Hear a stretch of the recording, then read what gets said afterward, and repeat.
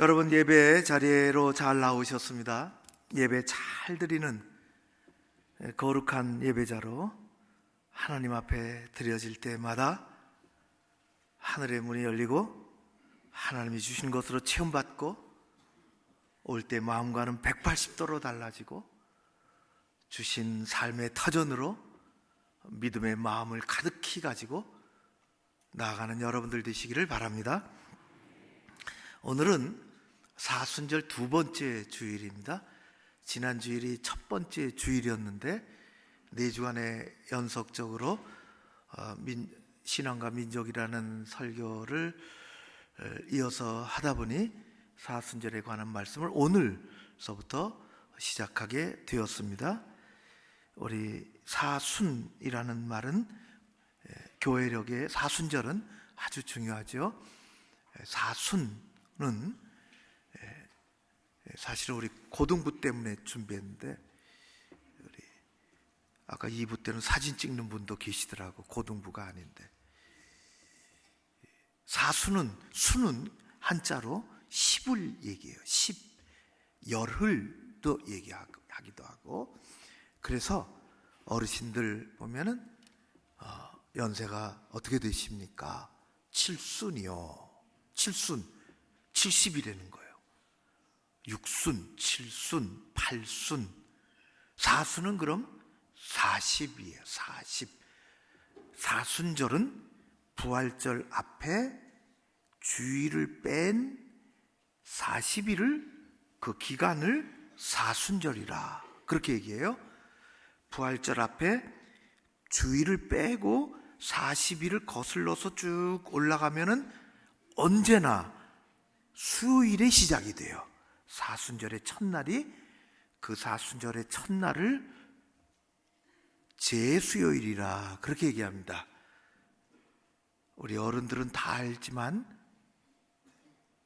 모르는 분들은 아는 척하고 들으시면 돼요. 얘네들한테 하는 얘기니까. 그리고 그 안에 6번의 주일이 있어요. 6번의 주일이, 오늘이 두 번째 주일이에요. 사순절의 마지막 주일은 우리 고난주간이 시작되는 거고, 고난주간에는 우리 고등부도 우리 새벽기도회 선생님들하고 나오고, 그리고 사순절이 다 끝나면 부활주일이 오는 것입니다. 사순절은 예수 그리스도의 고난과 또 죽음을 묵상하고 우리의 삶의 견건과 절제를 훈련하고 실천하는 그런 우리 신앙생활에 아주 중요한 기간입니다. 어떤 사람은 그래서 사순절 이 40일 기간 동안에 특별히 하나님의 말씀을, 평상시도 잘했지만은 더 가까이 하나님의 말씀을 대하고 읽는 사람도 있으며, 어떤 사람은 기도를 내가 2배나 더 많이 해야 되겠다, 그렇게 경건의 훈련을 특별히 스스로 만들어서 하는 사람도 있으며, 더 나아가서 우리는 우리 일상의 삶에서 우리 말과 우리 생각과 우리 행동을 절제하고 또 그렇게 훈련하고 실천하고 살아가는, 말도 그렇게 절제하고 그렇게 하는 것입니다.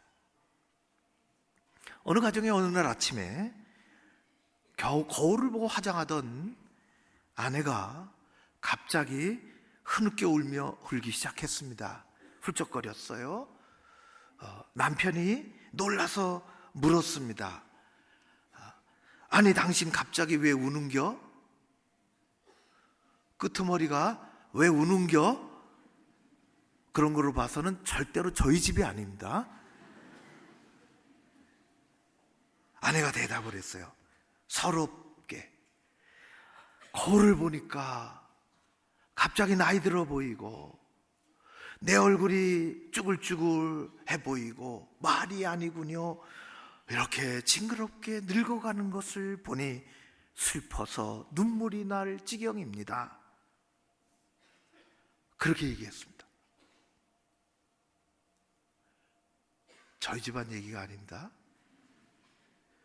이때 남편이 말을 잘해야 합니다. 아주 긴장된 순간이에요. 남편이 이렇게 말을 했어요. 아니, 당신이 거울 볼 때마다 당신의 얼굴을 보지만 나는 그 얼굴을 늘 보고 있으니 나를 어떻겠어? 참고 사는 나를 생각하서라도 좀 참으시구려. 아주 분위기가 싸해졌습니다. 들리는 얘기로는 말을 잘못해가지고 그날 저녁 반찬이 반이 줄었다는 얘기를 들었습니다. 사순절은 말도 좀 절제하고 일상의 삶에서 우리의 신앙이 감정도 좀 세상에서는 지멋대로 말하고 지멋대로 감정을 표출하고 그렇게 살았다 할지라도 그것을 반성하고 말에 좀 더 주의하고 우리 주님을 따라가려고 하는 경건의 훈련을 하는 그 거룩한 기간이 사순절입니다. 우리 젊은이들은 핸드폰을 끼고 살지요. 제가 아주 가까운 젊은이도 아닌데 애기 아빠인데 아주 가까운 그 애기 아빠는 사순절이 시작하면은 페이스북을 늘 하고 페이스북으로 소통하고 자기의 일을 공개하고 그렇게 교제하고 하던 페이스북을 나는 40일 동안 안 하겠습니다. 이른바 미디어 금식이에요. 근데 좋아, 너무 거기 빠지니까 40일 동안은 내가 절제해보겠다. 5번에 걸쳐서 사순절 묵상이라는 주제를 가지고 설교하는데 오늘의 말씀의 제목은 광야의 영성입니다. 우리는 온화한 온실에 살지 않습니다. 거친 광야에 살아갑니다. 그 광야의 온실에 살면 아무 할 일이 없어요. 그저 자동적으로 다 햇빛도 따뜻하게 온도도 맞춰지고 뭐 물도. 그러나 광야는 그렇지 않아요? 우리는 광야에서 살려면 믿음이 필요하고 우리 주님이 보여주신 영성을 배워야 하는 것입니다. 예수님의 공생의 초기에 관한 말씀, 초기에 일어난 아주 중요한 말씀을 오늘 읽었어요. 그 바로 전에는 예수님께서 요단강에서 세례 요한의 세례를 받으시고 그 다음에 일어난 아주 중요한 일, 예수님께서 성령에 이끌려서 광야로 이끌려 나가셨다는 것입니다. 그 내용을 다 읽었는데 제일 내용이 중요하지만 그 내용을 이끄는 1절과 2절이 정말 중요해요. 1절과 2절을 저와 여러분이 같이 읽겠습니다. 자, 한 목소리로 1절과 2절을 같이 읽습니다. 그때에 예수께서 성령에게 이끌려 마귀에게 시험을 받으러 광야로 가사 40일을 밤낮으로 금식하신 후에 줄이신지라. 성령께서 예수님을 이끌고 가셨습니다.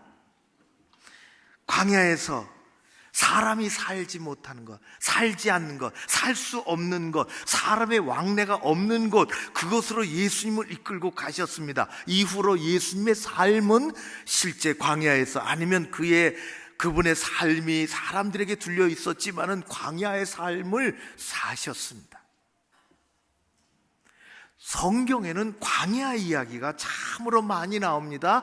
성경과 광야는 끊을래야 끊을 수 없을 정도로 수많은 믿음의 이야기들이 광야에서 일어났기 때문에 그렇습니다. 광야는 어떤 곳입니까? 광야는 위험이 도사리고 있습니다. 광야에는 안전장치가 없습니다. 우리는 광야를 본 적이 없고 광야를 가본 적이 없습니다. 왜냐하면 우리나라는 광야가 없습니다. 사람 살지 않는 곳이 있고 개발되지 않은 곳이 있고 사람이 들어갈 수 없는 곳이 있지만은 우리나라에는 광야가 없습니다. 그러나 성경에는 광야를 빼놓고는 믿음의 이야기가 진행되지 않습니다. 광야는 한낮에 햇빛이 얼마나 뜨겁게 내려지는지 땅이 달구어지고 바위마저 검게 수많은 세월 동안에 바위마저 검게 태웁니다. 밤에는 차가운 공기가 살속을 파고 들어오고 어디선가 낯선 짐승의 소리가 아주 기분 나쁘게 들리는 버려진 곳입니다. 광야는 사람들이 살기에 너무 거칠고 척박하고 피폐하고 다 사람들이 가기를 원치 않는, 지금에야 차를 타고 획하고 지나갈 수 있지만은 그 당시는 이스라엘 사람들은 낮에도 혼자 광야에 가기를 두려워하고 무서워하고 밤에는 더더욱 말할 것도 없습니다. 그래서 그 당시 사람들은 이 광야를 일컬어서 들짐승들의 처소요, 범죄자들의 도피처요, 악한 영이 거하는 위험한 땅이라 그렇게 얘기했습니다. 이 광야는 그래서 고난이 있으며 시험을 만나는 장소입니다. 성경에 보면 사람이 광야 가운데 있다는 것은 지금 내가 위험과 고난 가운데 살고 있다는 것입니다. 사람이 광야를 지나고 있다는 것은 인생길이 고통과 절망의 때를 지금 보내고 있다는 것입니다. 우리는 지금 뒤돌아보면, 그리고 앞날을 생각하면 우리는 온실에 살지 않습니다. 우리는 언제나 광야의 길을 걸어가고 있는 사람들입니다. 이스라엘의 역사상 이스라엘 민족에게 가장 강력한 체험이 있다면 그것은 엑소더스 출애굽 사건입니다. 놀랍죠. 이것은 구약과 신약을 관통하며 흐르는 하나님의 은혜와 구원의 도도히 흐르는 강물이 되어 지금도 우리 가운데 흐릅니다. 그래서 이 출애굽은 과거에 수천 년 전에 일어났던 그곳에만 있었던 일이 아니라, 과거의 일이 아니라 오늘도 이스라엘 역사 속에 흐르며 우리 가운데 흐르고 있으며, 그리고 앞으로 미래에도 그렇게 진행될 일인 것입니다. 수천 년 전에 이스라엘 백성들이 400년 동안이나 애굽에 종살이를 했죠. 오죽했겠습니까? 남의 나라의 종이 400년 동안이나 그렇게 했대요. 하나님은 미디안 광야에서 장인의 양을 치고 있던 모세를 찾아왔습니다. 일부러 찾아오셨죠. 그 당시 세계 1인자 애굽의 왕에게 보내시기 위해서입니다. 내 백성을 애굽의 속박에서 해방시켜라. 하나님의 말씀입니다. 하나님께서 일러주신 유월절 그 밤에 사람마다 계산이 조금 다르지만은 이스라엘 백성들이 많이 늘어나서 150만 명, 200만 명 가까운 사람들이 하루아침에 일시에 구출이 되었습니다. 그래서 그들이 가보지도 않았던, 생각해보지도 못했던 하나님이 가라고 말씀하시는 젖과 꿀이 흐르는 약속의 땅, 그 가나안 땅을 향하여 발걸음을 내딛었죠. 그곳은 하루 이틀 만에 옆집 이사하듯이 가는 곳이 아닙니다. 한 달, 두 달 걸려서 갈 만한 곳도 아닙니다. 그들은 자그마치 40년의 광야 생활을 거쳐서 그곳에 갔습니다. 요즘처럼 무슨 유적지를 보려고 관광버스 타고 광야의 먼지를 일으키며 몇 시간 달려가는 것이 아닙니다. 광야를 체험하기 위해서 먹을 것 챙겨가지고 텐트를 치고 1박 2일 살아보는 것이 아닙니다. 40년 동안을 광야를 지날 때마다 텐트를 치고 텐트를 걷고 하나님이 주시는 만나를 먹으며 온갖 고난과 시련을 이기고 옮겨다니며 살았던 40년 동안 그렇게 했던 광야 생활. 그래서 이스라엘 민족은 광야의 민족입니다. 광야는 위험하고 고난이 있어요. 하나님은 그들을 광야의 훈련 학교로 보내셨습니다. 그리고 그들을 앞에 세워놓고 알아듣도록 모세를 통해서 하나님 말씀하십니다. 너희는 세상의 종이 아니야. 내가 세운 백성이야. 나는 너희의 하나님이 되고 너희는 내 백성이 된다. 여러분, 우리가 사는 세상은 성경이 말하기를 광야라고 했습니다. 예수님은 성령에 이끌려서 광야에 나가셨습니다.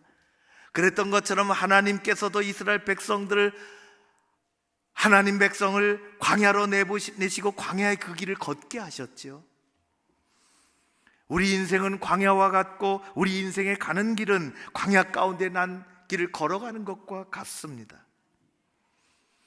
그 길, 우리가 가는, 예수 믿고 가는 것은 온실이 아니라 광야입니다.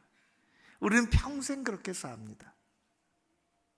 예수 믿는다는 것이 우리의 모든 아픔과 고난에서 일시에 면제되었다, 그렇지 않습니다. 예수 믿는다는 것이 우리가 살 동안 모든 근심 걱정이 깨끗하게 사라지고 슬픔과 어려움이 면제된다, 제거된다, 그렇지 않습니다. 그렇게 말하면 이단입니다. 큰 나쁜 이단입니다. 우리는 광야에 살지만 하나님이 우리를 인도해 주십니다. 하나님이 하나님 되시고 우리가 하나님의 백성이 되어 살아가는 것입니다. 광야에서 우리 주님은 사탄의 말씀을 이기시고 물리치셨던 것처럼 하나님은 이스라엘 백성들을 가르치시고 훈련시키시고 오합지졸이었어요. 한 번도 모여본 적이 없는 그들을 하나님은 모세를 통해서 광야로 이끌어 오시고 그 오합지졸을 중단 잡족이라 그들을 하나님 백성 만드시는 것입니다. 우리도 광야에서 이스라엘 백성들이 하나님의 음성을 들었던 것처럼 오늘 우리 하나님의 음성을 듣습니다.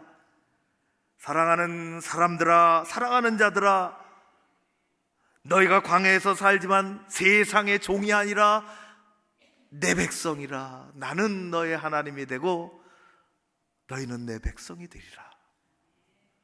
우리는 광야에 살면서 오늘도 내일도 이 음성을 듣고 승리해야 할 줄로 믿습니다. 우리의 인생은 적절한 온도와 적당한 습도와 영양분이 잘 갖춰진 온실에서 이루어지는 것이 아니라 거친 세상 같은, 거친 광야와 같은 세상에서 우리 인생은 이루어집니다. 광야가 이렇듯 어떤 사람에게는 죽음과 파멸에 이르는 절망적인 곳을 이야기하지만 반대로 하나님을 믿는 백성에게는 하나님을 만나는 아주 신령한 기회의 장소가 되는 것입니다. 하나님의 말씀을 새롭게 듣고 내 믿음을 새롭게 하는 그런 은혜의 장소가 되는 것입니다. 그래서 우리는 광야에서 원망하거나 절망하지 않습니다. 예수 바라보고 하나님 임재를 경험하며 하나님이 내 하나님이 되시고 나는 부족하지만 하나님의 백성이 되고 그런 은혜로, 그런 믿음으로 살아가는 여러분들 되시기를 주의 이름으로 축원합니다. 광야는 마귀의 유혹과 시험이 있는 곳이지만은 동시에 성령님께서 역사하시는 곳입니다. 하나님은 이스라엘 백성들을 광야로 인도하셨지요. 광야 인도가 다 끝나고 저 가나안 땅이 눈앞에 이제 막 펼쳐지려고 할 때 하나님은 모세를 통해서 신명기에 이렇게 말씀하셨습니다. 너희들을 아느냐? 내가 왜 40년 동안 너희들을 광야로 이끌었는지. 그것이 신명기 8장의 말씀입니다. 이렇게 기록이 되어 있습니다. 내 하나님 여호와께서 이 40년 동안에 내게 광야의 길을 걷게 하신 것을 기억하라. 너를 낮추시며 너를 줄이게 하시며 또 너도 알지 못하며 내 조상도 알지 못하던 만나를 매일 아침 광야 40년 동안 내게 먹인 것은 사람이 떡으로만 사는 것이 아니라 하나님의 입에서 나오는 모든 말씀으로 사는 것임을 내게 깨닫게 해주려고 그렇게 한 것이라. 광야에서 만나를 만날 수 있습니다. 우리는 광야에서 하나님을 새롭게 체험할 수 있습니다. 사탄은 광야에서 예수님을 시험했지요. 예수님은 오직 하나님의 말씀으로 이기셨습니다. 유혹을 걸어왔어요. 첫 번째 유혹은 네가 만일 하나님의 아들이거든 이 돌들이 떡덩이가 되게 하라. 예수님이 40일을 금식하셨어요. 여러분 금식해 보셨죠? 금식하면은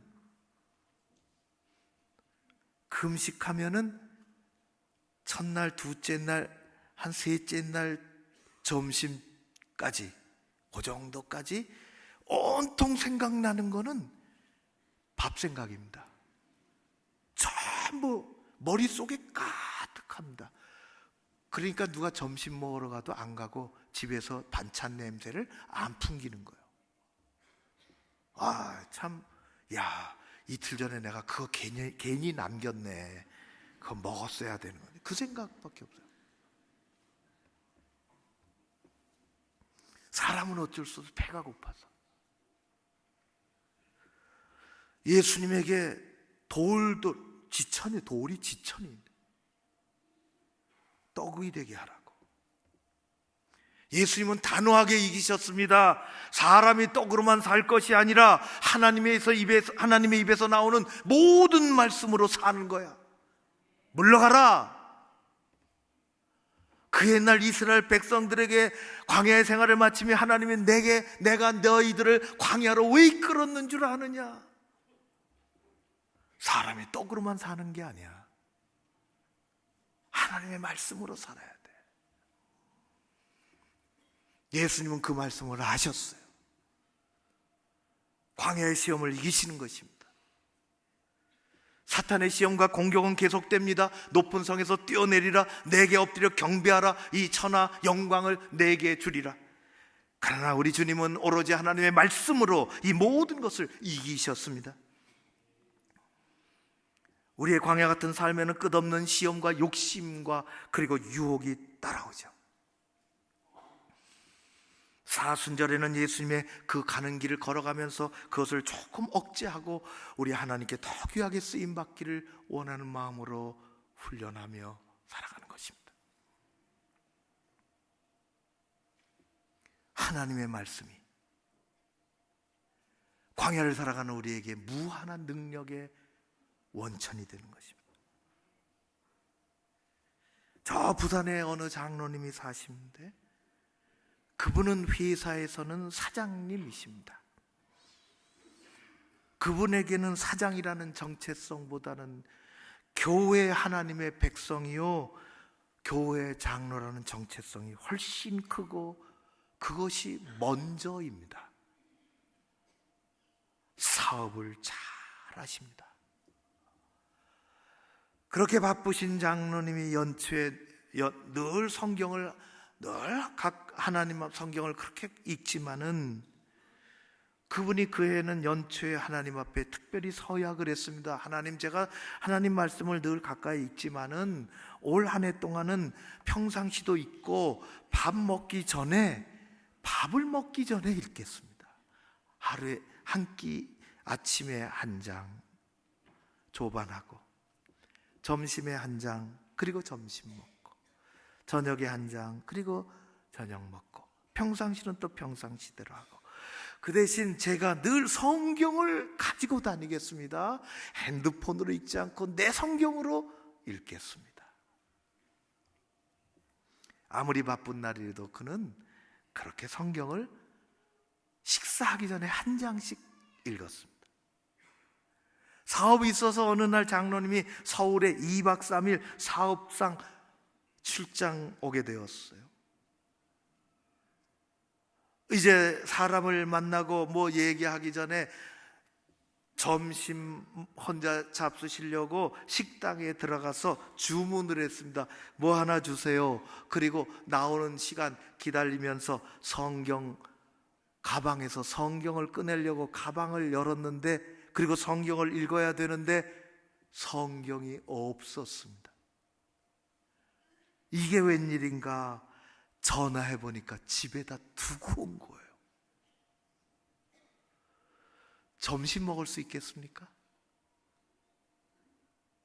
이 장로님은 하나님하고 약속을 했기 때문에 점심 안 먹었습니다. 성경을 읽을 수가 없어서 저녁도 금식했습니다. 배가 많이 고팠지요. 일을 다 보고 이틀이 지나 집에 도착해서 여보, 성경 줘요. 내 성경 줘요. 그리고 밥상 차려줘요. 육신이 배가 고파도 하나님의 말씀이 먼저라는 것을 스스로 약속하고 실천하는 거예요. 장로님의 신앙은 매우 아름답고 신실하고 영성이 깊습니다. 그분의 사업은 광야 같은 세상에서, 거칠고 힘든 세상에서 하는 일입니다. 우리의 신앙생활도 마찬가지입니다. 그러나 광야에서 하나님을 잃지 않습니다. 말씀으로 승리하는 삶을 우리는 배워야 하는 것입니다. 하나님의 백성은 광야에서 하나님 바라보는 법을 배웁니다. 하나님을 놓치지 않습니다. 영육간의 복을 주실 줄로 믿습니다. 하나님이 함께 하시고 광야에서만 먹을 수 있는 영혼의 양식, 하나님은 그것으로 우리를 배부르게 해주실 줄로 믿습니다. 몇 년 전에 아침형 인간이라는 책이 우리나라를 휩쓸었습니다. 대단히 잘 팔렸어요. 베스트셀러였어요. 저도 그때 사봤죠. 아침형 인간, 일본 사람이 썼는데 기독교인이 그것을 이렇게 좀 우리 신앙에 빗대어서 쓰기도 하고 그렇게 했습니다. 그래서 아침에 일찍 일어나는 사람의 삶의 그런 내용들을 이렇게 썼는데, 많은 사람들이 나는 직업상 정서, 또 내 정서나 또 하는 일이 때문에 또 이 삶의 패턴이 달라서 심야형이 있어요. 그래서 아침에 일찍 못 일어나는 거예요. 아침에 그분들은 또 창조적인 작업도 하기도 하고, 아침에 늦게 일어나는 것처럼 밤늦게 무슨 일을 하고 그러겠죠. 그래서 심야형 인간, 아침형 인간, 그런 얘기들이 주제가 된 것들이 많이 있었죠. 최근에 서울대학교 철학과 교수님이 두 가지 인간 유형에 대한 설명을 한 적이 있어요. 그것은 재미형 인간과 의미형 인간이라는 것입니다. 재미형 인간은, 사람은 재미형 인간과 의미형 인간으로 나눌 수 있는데, 재미형 인간은 그 삶에서 재미를 추구하는 거예요. 의미형 인간은 삶에서 재미보다는 의미를 추구하는 것입니다. 재미형 인간은 소확행을 따라갑니다. 소확행. 이게 잘 선뜻 안 접수가 되면 인터넷을 찾아보십시오. 재미형 인간의 주적이 뭐냐? 지루한 거예요. 재미가 없으면 안 돼요. 그래서 요새, 처음에는 저는 몰랐어요. 노잼. 그리고 선언하면 끝납니다, 거기는. 노잼. 모르십니까? 재미가 없다, 그런 것입니다. 누구 하나 노잼 그렇게 댓글을 달면 그건 끝납니다. 거기다가 두 번째 사람이 핵노잼, 그러면 그거는 폐쇄입니다. 재미가 핵심입니다. 한바탕면 열심히 살 뻔했어, 그런 말 들어보셨습니까? 어떤 사람은 자기가 죽으면 묘비에 쓰겠다는 거예요. 한바탕면 열심히 살 뻔했어. 재밌게 살겠다는 거야. 재미가 있어야죠. 우리가 살면서 재미가 없으면 어떻게 살겠어요? 먹는 것도 즐거움이 있는데, 그렇잖아요? 또 이렇게 수다 떠는 즐거움도 있지 않습니까? 우리 권사님들 그러지 않습니까? 그런데 우리 인생은 재미로만은 살 수 없어요. 재미로만은 살 수 없어요. 재미만 따라갈 수 없어요.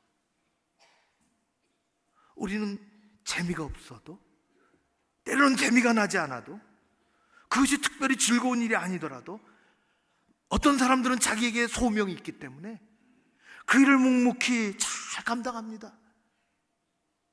사회에서 그렇게 직업을 생활을 하는 사람들이 많이 있습니다. 때로는 어려운 일상을 만나도 잘 이겨나갑니다. 재미가 있어서 그런 것이 아니라 그것의 의미를 가지고, 특별히 신앙을 가지고 있는 우리들은 우리 앞에 어려운 일이 있더라도 인내할 수 있는 것은 하나님이 주신 이 삶에, 우리가 있는 이곳에 신앙적인 의미가 있기 때문에 우리는 그렇게 할 수가 있습니다. 교회를 섬기는 것이 재미만으로 섬깁니까? 여러분은 어떠십니까? 교회를 섬기는 것이 남의 얼굴을 보고 남이 내게 박수만 쳐주는 그 재미로만 섬길 수 있습니까?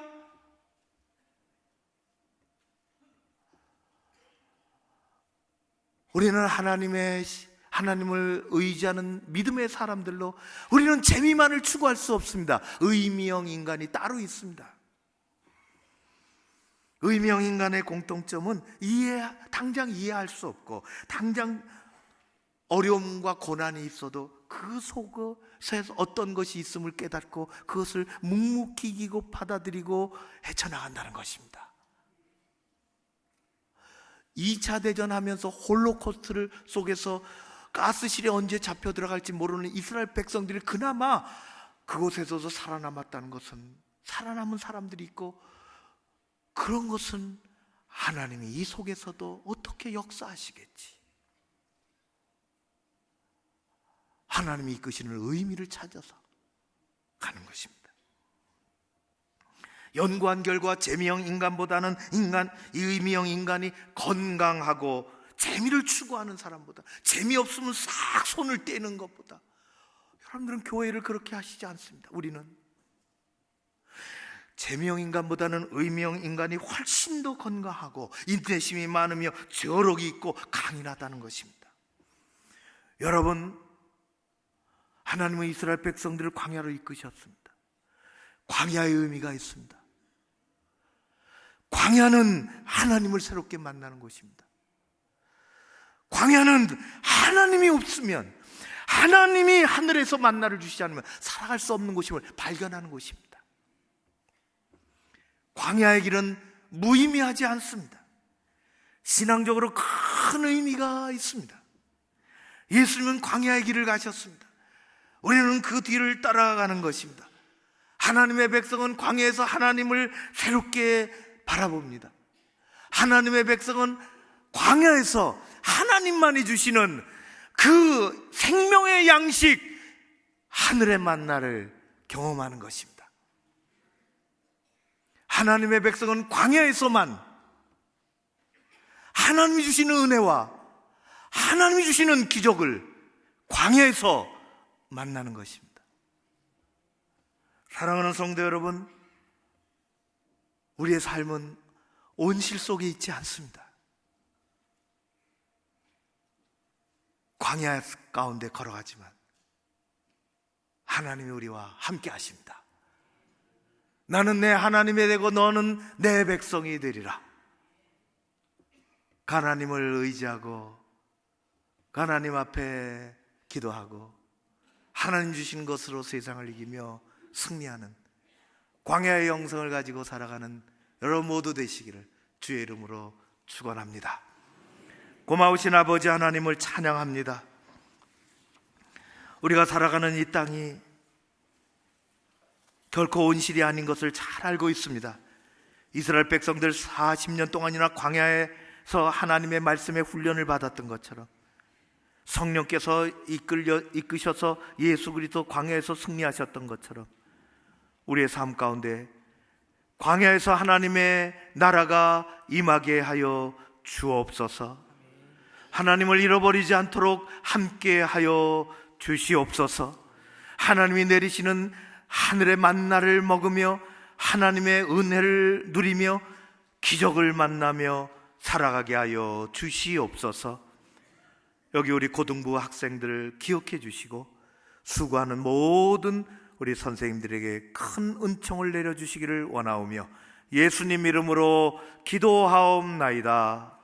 아멘.